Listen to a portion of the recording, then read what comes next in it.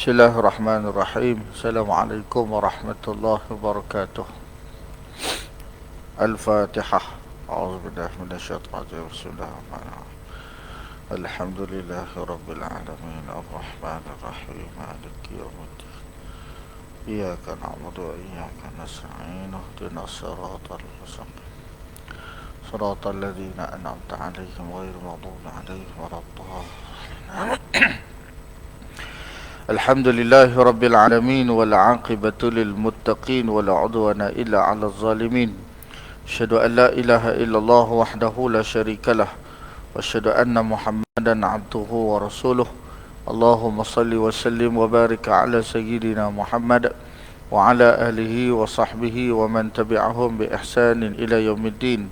Rabbana iftah bainana wa bain qaumina bil haqq wa anta khairul fatihin.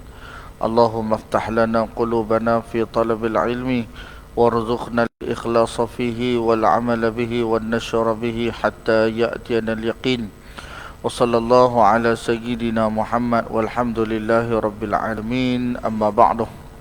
Alhamdulillah, kita panjatkan kesyukuran pada Allah Subhanahu wa taala pada pagi yang penuh dengan keberkatan ini. Allah berikan kepada kita kesempatan untuk sama-sama kita berada di dalam satu majlis yang mudah-mudahan majlis ini dikira sebagai taman-taman syurga Allah Subhanahu wa taala. Muslimin muslimat yang dirahmati oleh Allah Subhanahu wa taala, hidup kita di antara salah satu perkara yang paling penting yang perlu ada di dalam diri ialah kekuatan. Kekuatan di sini ialah kekuatan akidah, kekuatan syariat, agar kita dapat melaksanakan perintah Allah Subhanahu wa taala dengan sempurna. Kekuatan ini dapat dilaksanakan kalau kita sentiasa meletakkan hati kita kepada Allah Subhanahu wa taala. Maka cara untuk kita letakkan hati kita kepada Allah Subhanahu wa taala ialah perlulah dengan memperbanyakkan zikrullah ataupun disebut sebagai zikir kepada Allah Subhanahu wa taala. Apabila kita membahaskan makna zikrullah, zikrullah jangan dikecilkan skopnya, kerana zikrullah itu terlampau besar, terlalu luas pandangan-pandangan yang disebut oleh para alim ulama. Di antara yang disebut oleh para alim ulama, yang paling muktabar zikrullah ialah dengan makna apa saja cara yang boleh mengingatkan kita kepada Allah Subhanahu wa taala. Banyak orang dia mengecilkan skop zikrullah itu dengan memahamkan ia dengan zikir semata-mata. Subhanallah, alhamdulillah, Allahu akbar, la ilaha illallah. Duk faham zikir itu dengan yang tu. Tapi sebenarnya zikir ini terlampau luas. Apa sahaja yang menyebabkan kita ingat kepada Allah Subhanahu wa taala, maka ia dikira sebagai zikrullah, ingat kepada Allah Subhanahu wa taala. Ulama tasawuf kata kena jadikan kekuatan zikrullah ini seperti mana dibahagikan zikrullah kepada 3 bahagian. Yang pertama, zikrullah seumpama ubat. Zikrullah seumpama ubat. Yang ni martabat yang paling rendah sekali. Macam mana dia jadikan zikrullah seumpama ubat? Macam orang yang sakit, bila dia sakit dia nak cari ubat. Bila dia demam baru dia nak cari Panadol. Bila dia sakit kepala baru dia nak cari ubat sakit kepala. Jadi yang ni martabat yang paling rendah sekali.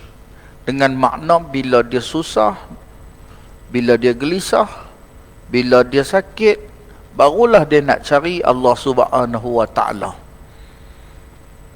Orang lagu ni ialah orang yang rugi. Dan yang paling rugi sekali orang yang tak cari Tuhan lah. Itu hak paling rugi. Tapi rugi dia, waktu dia sakit baru dia nak cari Allah. Waktu dia susah baru dia nak cari Allah. Bila dia senang, dia lupa. Macam ubat. Ubat waktu kita sakit baru kita nak cari. Bila dah kita sihat, ubat pun kita tok bang. Yang kedua, zikir seumpama makanan. Zikir seumpama makanan ni seolah-olah macam setiap hari ada makanan yang perlu kita makan. Ada sarapan pagi, ada tengah hari, ada malam.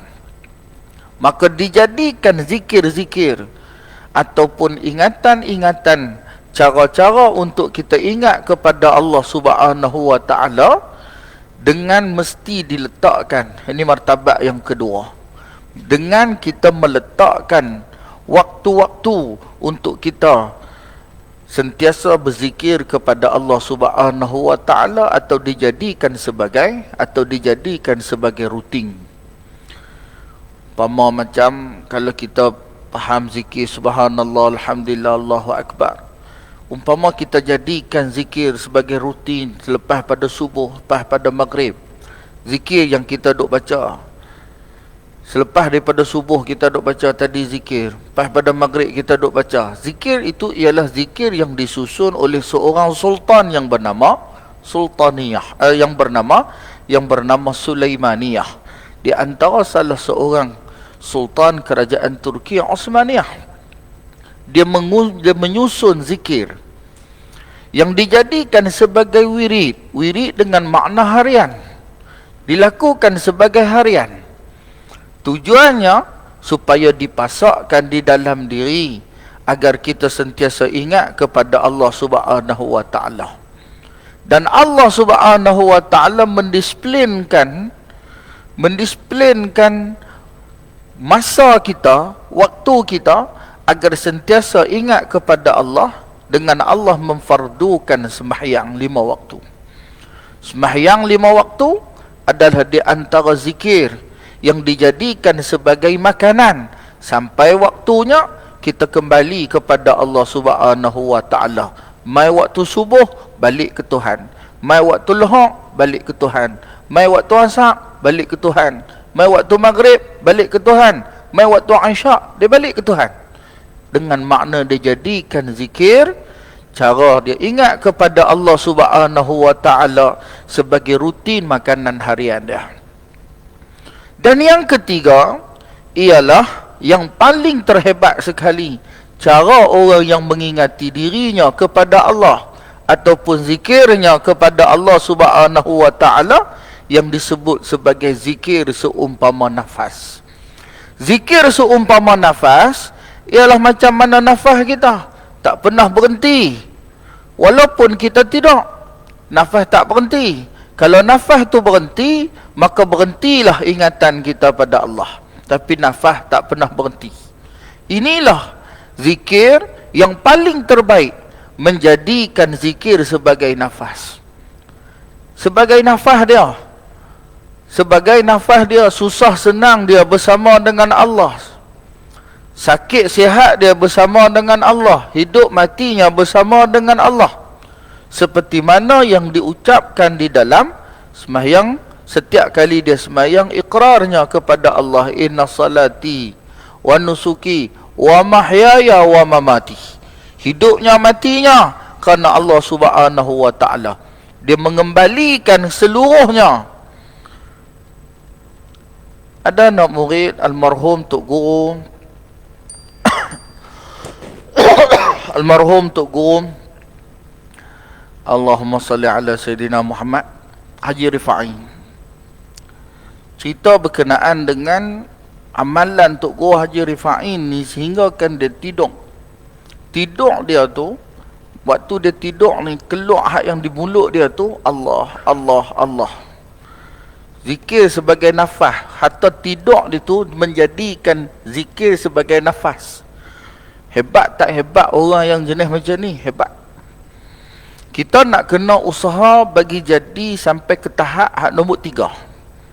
Sekarang kita duduk di tahap nombor 2. Sekarang kita duduk di tahap nombor 2. Dan wa'iyyazubillah, mudah-mudahan Allah Ta'ala selamatkan kita daripada duduk hak nombor 1.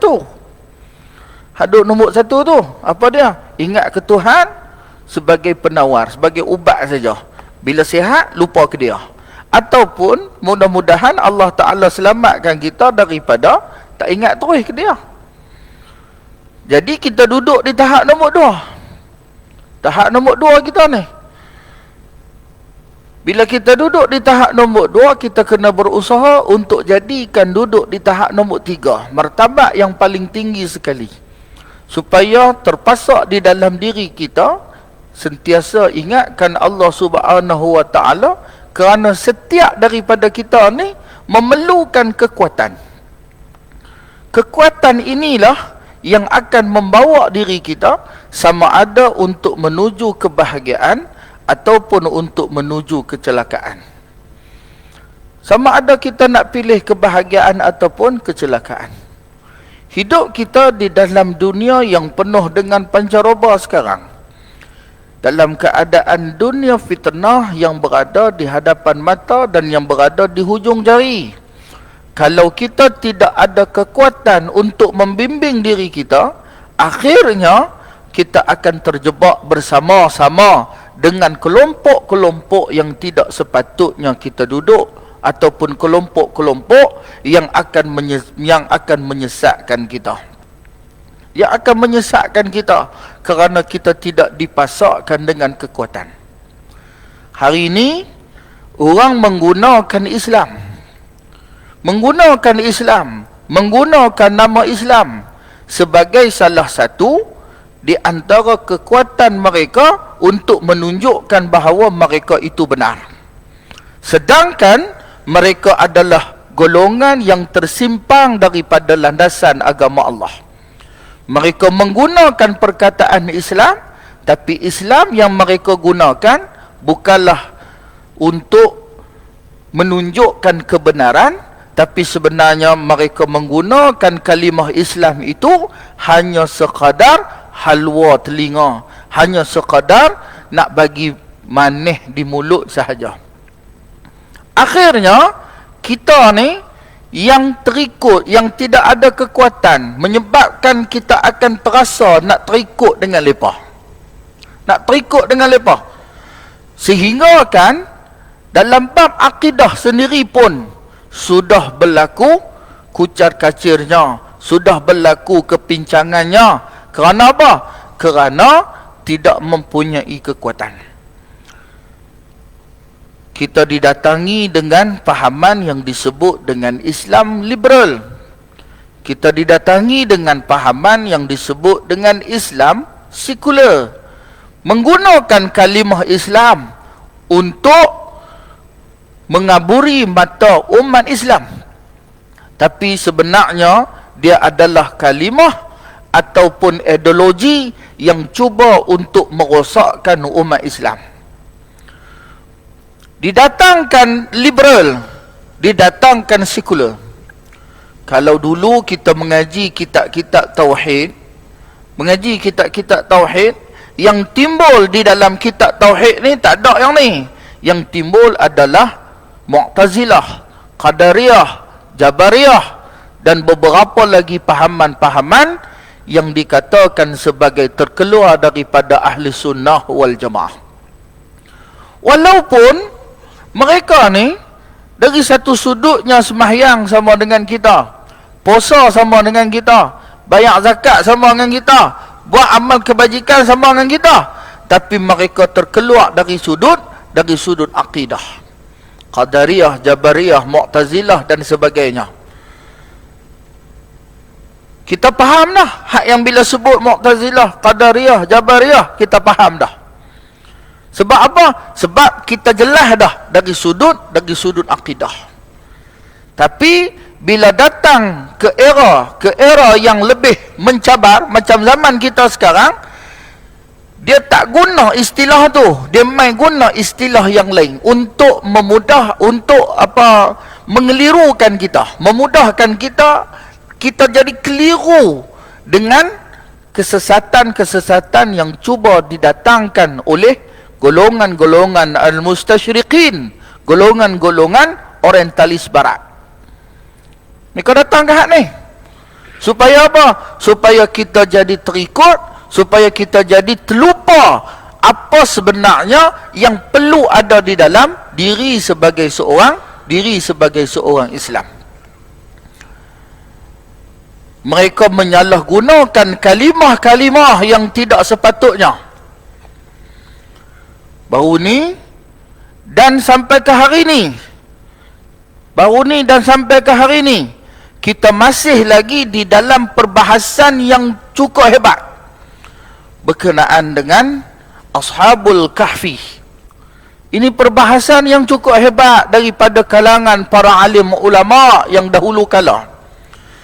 Sepatutnya kita sebagai orang Islam yang mengambil sumber dasar daripada Al-Quran dan juga As-Sunnah baginda Nabi SAW dan mengambil pandangan-pandangan para alim ulama, menjadi suatu kewajipan bagi kita untuk bersifat alamatus sadr, bersifat lapangan dada. Mesti bersifat berlapang dada. Tapi sifat ini sudah tidak terjadi di dalam kalangan umat manusia.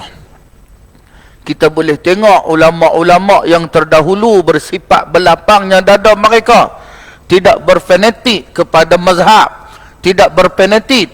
Bukan bermakna tidak berfanatik kepada mazhab, bukan bermakna mereka tidak bermazhab. Tak, mereka bermazhab. Di antaranya Al-Imam Qurtubi rahimahullahu ta'ala. Al-Imam Qurtubi ialah di antara salah seorang imam yang menulis kitab tafsir yang menjadi rujukan sehingga ke hari ini.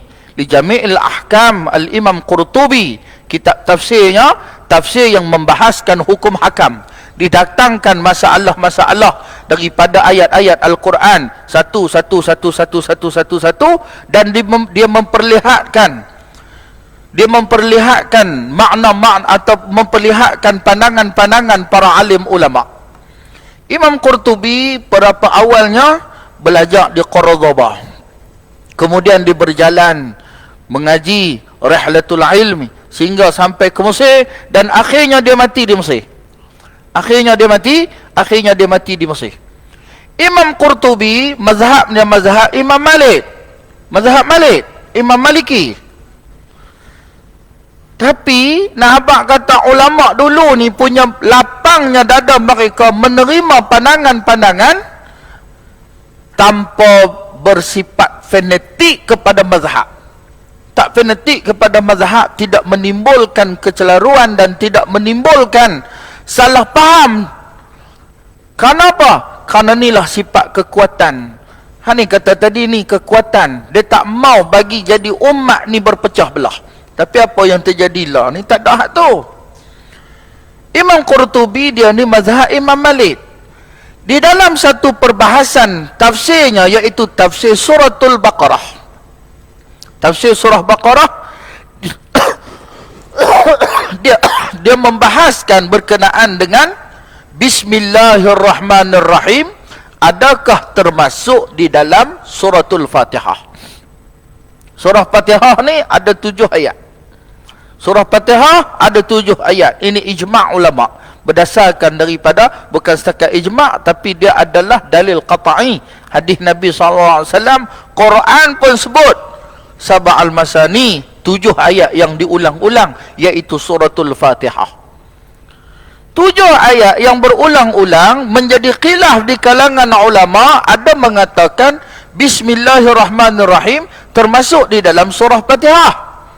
Ada ulama kata Bismillahirrahmanirrahim tak termasuk dalam surah Fatihah. Kalau Bismillah tak masuk, berarti tinggal 6 kah? Tak. Mereka pecah bagi jadi 7 juga.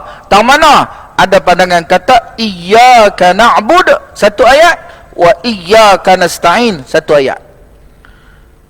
Ada pandangan kata siratal ladzina an'amta alaihim, satu ayat, ghairil maghdubi alaihim waladdallin, satu ayat. Jadi 7 juga. Cuma bismillah tak termasuk. Mazhab Maliki dan mazhab Imam Asy-Syafi'i rahimahullah, mereka berpadangan bismillah termasuk di dalam surah Fatihah. Bismillah ni termasuk dalam surah Fatihah. Sebab tu kalau kita nak semayang, kita nak baca Fatihah, mesti baca bismillah. Kerana kita ni mazhab al-Imam Asy-Syafi'i rahimahullah taala. Kalau tak baca, tak sah. Kerana kita mengambil pandangan bismillah termasuk di dalam surah, bismillah termasuk di dalam surah Fatihah. Namun pandangan mazhab Imam Hanafi dan juga mazhab Imam Ahmad bin Hanbal radhiyallahu anhum, mereka mengatakan bahawa bismillah tidak termasuk di dalam surah Fatihah. Bismillah tak masuk dalam surah Fatihah. Imam Qurtubi ni mazhab Imam Malik, dalam penulisan kitab tafsir al-Imam Qurtubi rahimahullah, dia kata apa? Setelah mana aku meneliti hujah-hujah, dalil-dalil yang dikemukakan oleh para alim ulama, aku melihat bahawa pandangan yang paling kuat daripada kalangan ulama ialah pandangan yang diambil oleh Imam Ahmad dan juga Imam Abu Hanifah, mengatakan bahawa bismillah tidak termasuk di dalam surah Fatihah. Dia tidak bersifat fanatik. Dia tak kata Imam Malik salah. Dia tak kata Imam Syafi'i salah. Dia tak kata. Kenapa? Kerana sifat belapang dadanya para alim ulama dalam menerima. Inilah sifat alim ulama. Mereka menerima pandangan kerana mereka tahu itu adalah khilaf di kalangan para alim, khilaf di kalangan para alim ulama, khilaf di kalangan pada cekiawan ilmu, menyebabkan mereka bersifat belapang dada. Apa yang terjadi pada hari ini adalah satu benda yang tidak sepatutnya diperbahaskan, malah sepatutnya dipermurnikan agar manusia, agar orang pada hari ini dapat dijelas dan dipahamkan. Contohnya macam apa yang terjadi berkenaan dengan Ashabul Kahfi. Ashabul Kahfi, berkenaan dengan Ashabul Kahfi, di sana ada dua pandangan para alim ulama di dalam kitab tafsir dan kitab-kitab sirah, kitab-kitab sejarah membahaskan Ashabul Kahfi. Yang paling kuat daripada kalangan-kalangan banyak-banyak pandangan-pandangan tu, ada dua pandangan. Pandangan yang pertama mengatakan Ashabul Kahfi ini mereka hidup sebelum kedatangan Nabi Allah Isa alaihi salam. Belum kedatangan Nabi Allah Isa alaihi salam. Kalau kita ambil pandangan mereka hidup sebelum Nabi Allah Isa alaihi salam, selesai, habis. Maka tak ada dah cerita buku berkenaan dengan Kristian ke apa ke, tak ada dah, habis dah. Dan di sana ada satu lagi pandangan yang mengatakan Ashabul Kahfi ini setelah Nabi Allah Isa alaihi salam. Setelah Nabi Allah Isa alaihi salam.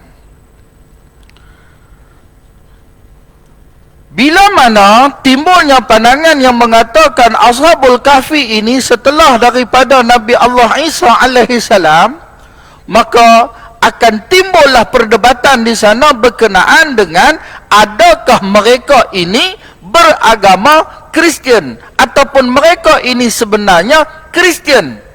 Kerana apa? Kerana dinisbahkan Kristian itu kepada Nabi Allah Isa alaihi salam.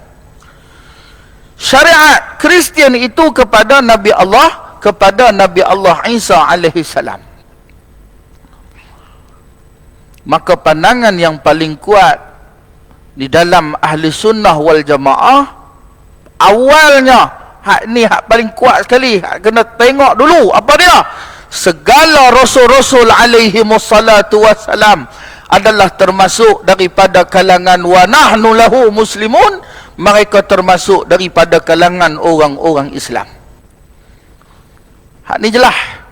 Karena Allah Ta'ala sendiri nyatakan di dalam Al-Quran, hatta setiap kali bacaan kita di dalam iftitah sembahyang kita, waktu kita baca iftitah, kita menukilkan ikrar Nabi Allah Ibrahim alaihi salam, wa ma ana minal muslimin, aku termasuk daripada kalangan orang-orang Islam. Ini ungkapan Nabi Allah Ibrahim alaihi salam. Turun sampai kepada Nabi Allah Isa alaihi salam, ada ayat-ayat yang menyebut Ibrahim wa Ismail wa Ishaq wa Yaqub wal asbat, dan yang lain-lainnya. Wal asbat ni keturunan Nabi Allah Yaqub daripada Bani Israel. Semuanya wa nahnu lahu muslimun, kami semua ni adalah daripada kalangan orang-orang Islam. Nak menunjukkan bahawa agama yang dimurnikan daripada Nabi Allah Adam alaihi salam sampailah kepada Nabi kita Muhammad sallallahu alaihi wasallam ialah agama Islam. Hak ni jelas. Hak ni jelas. Lepas tu macam mana boleh dinisbahkan pula Kristian kepada Nabi Allah Isa alaihi salam? Dinisbahkan Kristian kepada Nabi Allah Isa alaihi salam. Hak yang ni jadi khilaf ulama. Hak yang ni dia jadi khilaf ulama. Khilaf tang mana? Ada kata ulama kata hak yang kata Kristian jadi khilaf jadi pada Nabi Allah Isa ni kerana Kristian itu adalah satu bangsa Nasrani, daripada satu bangsa Nasrani, satu tempat berdekatan dengan Baitul Laham, tempat kelahiran Nabi Allah Isa alaihi salam, ada nama dia Nasrani. Satu. Yang kedua, ada kata Nasrani ni ialah memang agama yang sebenarnya yang dibawa oleh Nabi Allah Isa alaihi salam. Tetapi, ini kena jelas. Tetapi, apa dia? Kristian yang dibawa oleh Nabi Allah Isa alaihi salam tidak seperti mana kefahaman Kristian yang kita faham pada hari ini. Maka secara jelasnya kita tak boleh nak menggunakan istilah Ashabul Kahfi ni Kristian, kerana kefahaman orang pada hari ini Kristian bukan seperti mana kefahaman Nabi Allah Isa membawa Kristian. Hal ni kena jelas. Sebab itu ulama Al-Imam Sayuti rahimahullah mengarang kitab Asbah wan Nazair, mendatangkan kaedah-kaedah penyelesaian, kaedah-kaedah fiqh. Di antara kaedahnya Al-Adatul Muhakkam. Al-Adatul Muhakkam, Adatul Muhakkam ni dengan makna kebiasaan kita dah menjadi suatu kebiasaan bagi kita tu dah. Contohnya macam kalimah Israel. Kita faham Israel apa dialah. Kalau kita buka perbahasan kitab-kitab, bukalah mana-mana kitab yang menceritakan berkenaan dengan Israel. Israel ni siapa dia? Israel ni di antara nama gantian nama yang diberikan oleh Allah kepada Nabi Allah Yaqub alaihi salam. Nabi Yaqub, di antara Nabi Yaqub ni Israel. Macam nama Nabi kita Muhammad, nama Nabi kita Ahmad, nama Nabi kita Taha, nama Nabi kita Yasin, nama-nama yang diberikan oleh Allah Subhanahu wa taala. Gelaran Muhammad digelarkan dengan Taha, digelarkan dengan Yasin. Ni gelaran-gelaran. Bashir, Nazir, Munir, ni gelaran Nabi kita Muhammad sallallahu alaihi wasallam. Nabi Yaqub ada gelaran dia. Apa dia? Israel. Tu gelaran dia. Jadi, mai gelar ni, kita doa, ya Allah, hancurkanlah Israel. Hancurkanlah Israel tu, kita faham dengan makna apa? Hari ini dia panggil Al-Adatul Muhakkam. Kita faham Israel tu apa dia? Kita faham Israel tu Nabi Yaqub ke? Kita faham Israel tu hak yang duduk haram jadah no. Hak yang duduk duduk nak bunuh hak Palestin no. Kita faham faham ke mana lah nenek? Sama macam istilah Kristian, Nasrani, kita faham lagu mana? Maka situasi pada hari ini menyebabkan kita tidak boleh nak memahamkan Israel itu dengan makna Yakub. Nak memahamkan Kristian atau Nasrani itu dengan makna agama tauhid yang dibawa oleh Nabi Allah Musa alaihi salam. Tak boleh.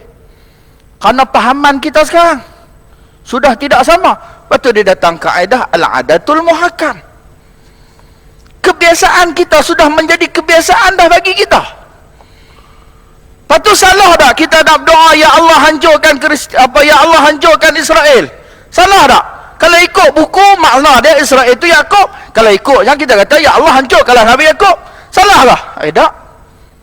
Sebab apa? Sebab kita bukan meletakkan Yakub itu kepada Israel pada hari ini.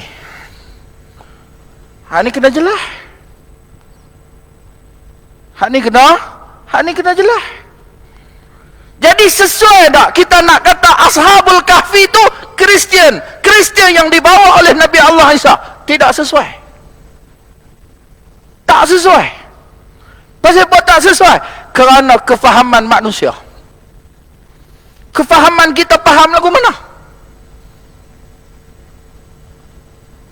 Berkata ni khilaf, betul yang khilaf. Tapi masalahnya sekarang, kefahaman kita tu macam mana? Kefahaman kita, kefahaman manusia ni berbeza.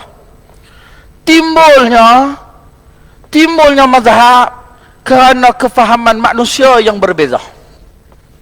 Timbul mazhab ni kerana fahaman manusia yang berbeza. Daripada nas yang sama, tapi fahaman yang berbeza. Jangan kata dalam bab nas Quran, nas hadis. Hak kitab cakap ni pun kadang-kadang dia beza kot lain. Kita kata kat sama-sama kita awak main kopek.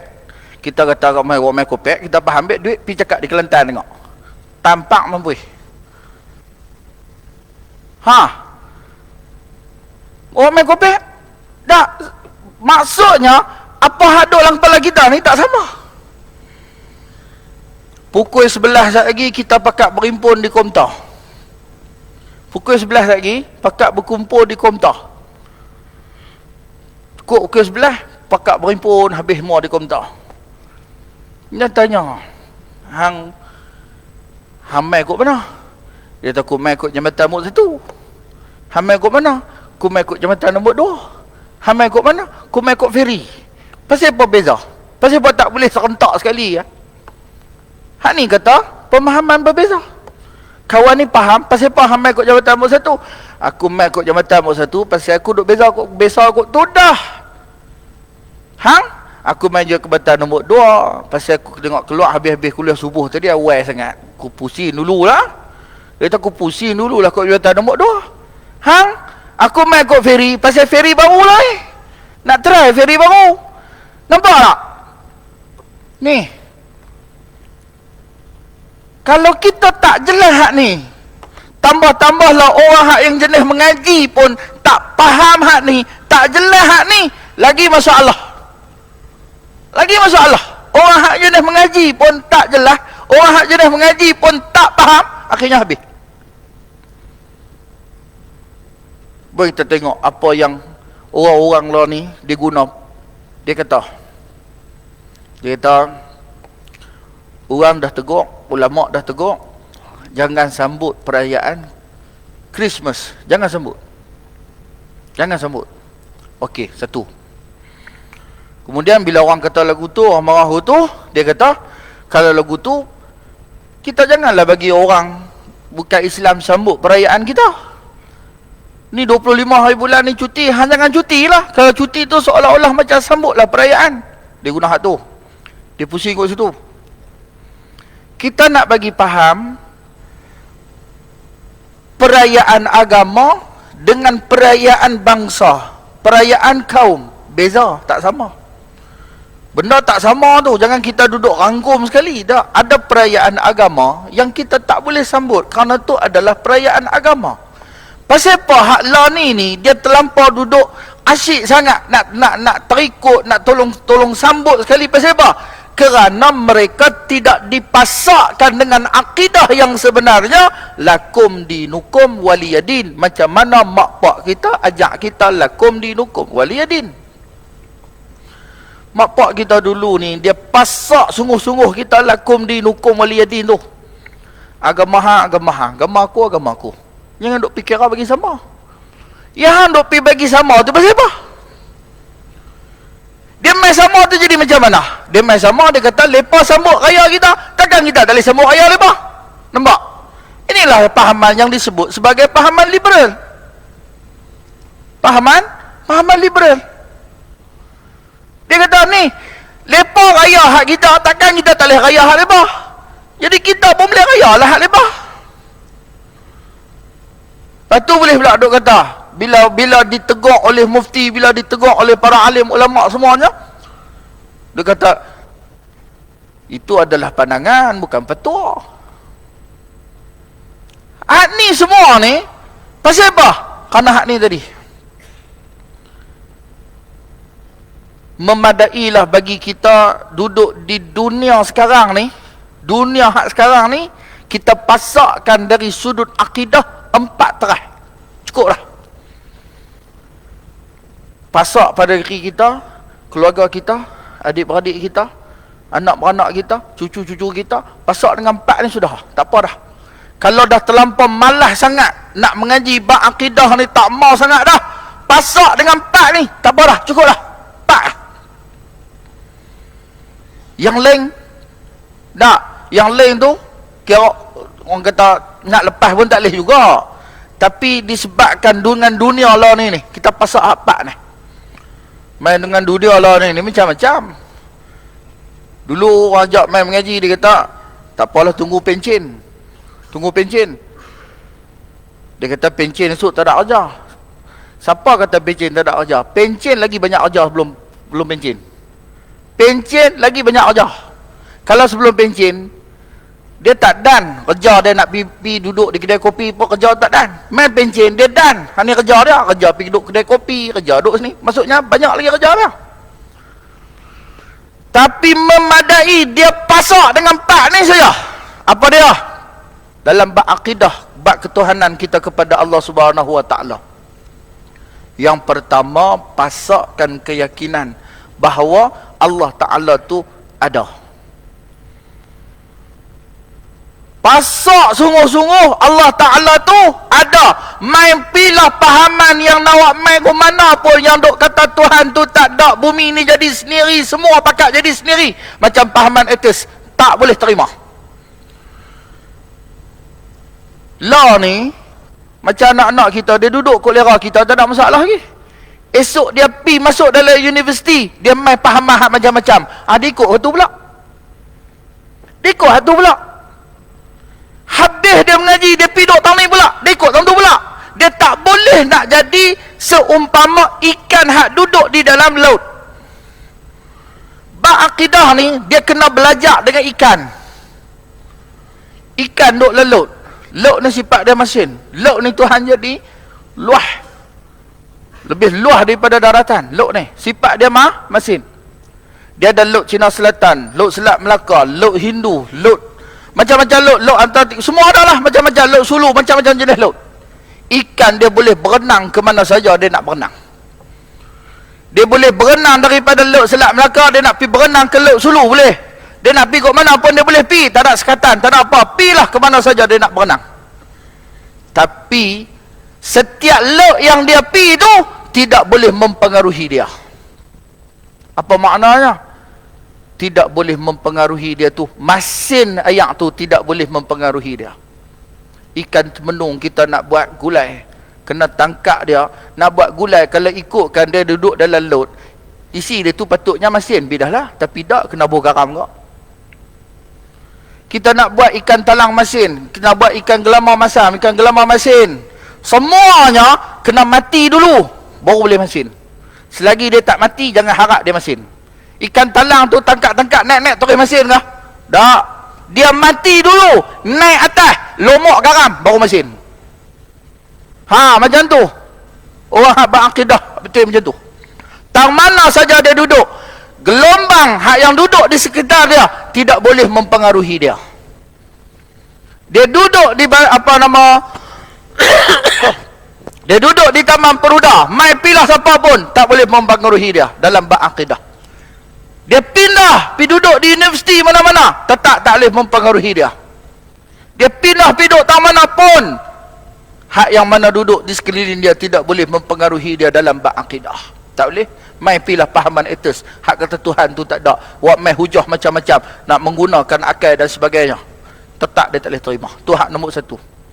Yakin sungguh-sungguh Allah Ta'ala tu ada.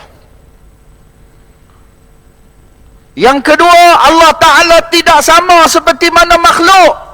Mai pilah pahaman apapun hak yang duduk, mai duk cerita Allah Ta'ala duduk, Allah Ta'ala duduk di atas, duduk di kiri, duduk di kanan, duduk pilah ke mana pun, Tuhan ada tangan, Tuhan ada kaki. Semua pahaman ni tak betul.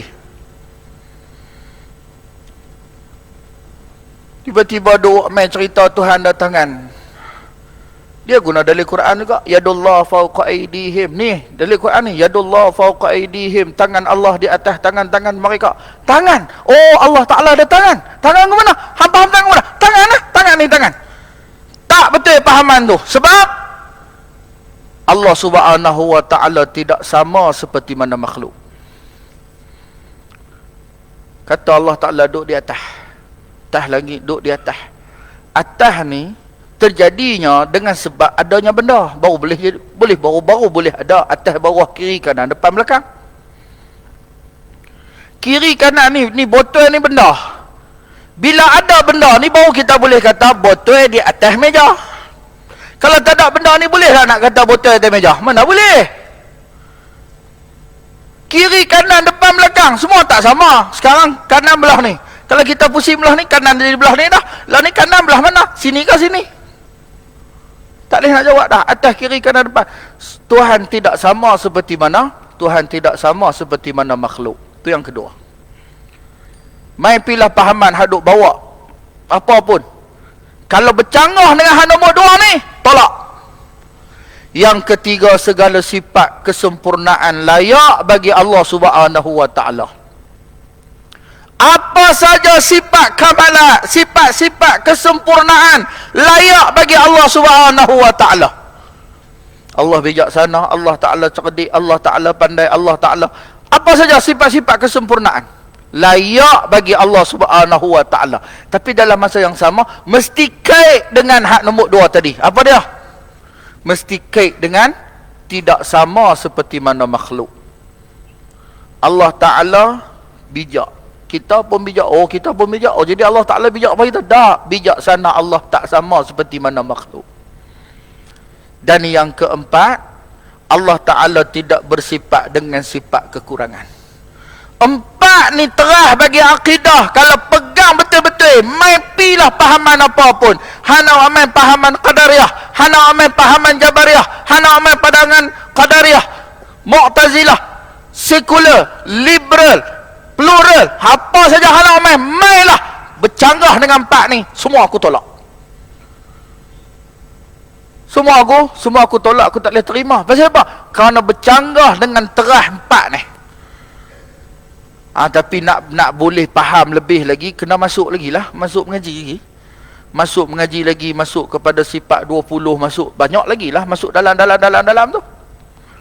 Hak ni dulu pasakkan kepada ahli keluarga kita. Pasak betul-betul dulu empat-empat ni. Kerana kita berada di dunia ambang ni. Ambang hak yang duk mai kata Tuhan lagu ni, ambang hak duk mai kata lagu ni, ambang macam-macam lah. Hak duk mai pahaman Islam ni lagu ni sebenarnya. Islam ni lagu ni sebenarnya. Hak ni. Kalau bercanggah dengan pahaman hak empat ni, terah empat ni dalam bab ketuhanan, wajib tolak. Tambah-tambahlah kita duduk di dalam, anak-anak hak duduk di dalam universiti. Cukup banyak ideologi yang ditaburkan di dalam pagak-pagak universiti. Bahaya. Kita doa, ya Allah bagilah aku dengan ahli keluarga aku sama-sama duduk dalam syurga. Sama-sama bangkit esok sekali, tiba-tiba tak bersama. Pasal apa? Duduk depan kita, dia duduk ni. Pergi tempat lain, rupanya berkalih dah pada akidah yang tidak sebenarnya.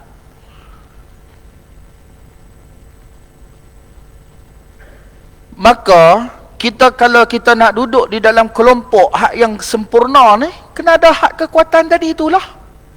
Yang dinamakan sebagai zikrullah.